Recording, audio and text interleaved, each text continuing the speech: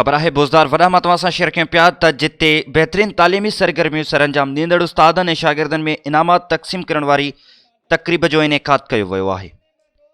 बोज़दार वॾा मां सिकंदर अली मलाह जी रिपोर्ट मुताबिक़ असगरिया एजुकेशनल प्रोजेक्ट जे तरफ़ां साल 2020-21 जे तालीमी साल जी पुॼाणी ते बहितरीन तालीमी सरगर्मियूं सरअंजाम ॾींदड़ उस्तादनि ऐं शागिर्दनि में इनामात तक़सीम करण वारी तक़रीब कोठाई वई। उन मौक़े ते असगरिया एजुकेशनल प्रोजेक्ट जे डायरेक्टर जनरल अली असगर इरफानी तक़रीब खे मौलाना सरफराज़ मेहदी चांडियो, मीर हिदायत अली ऐं उस्ताद मंज़ूर हुसैन शाहणी जन ख़िताब कंदे इनामात माणींदड़ उम्मीदवारनि खे मुबारकबाद ॾींदे शागिर्दनि खे अञा वधीक महिनत ऐं लगन सां तालीमी सरगर्मियूं जारी रखण जी हिदायत कई आहे। शागिर्दनि ऐं शागिर्दियाणियुनि खे इनामात ऐं तारीफ़ी सर्टिफिकेट मिलण ते संदन वालिदेन समेत वॾी ख़ुशीअ जो इज़हार कयो वियो आहे। आयल महिमाननि खे पिणु पोज़ीशन माणींदड़नि में इनाम तक़सीम कया विया।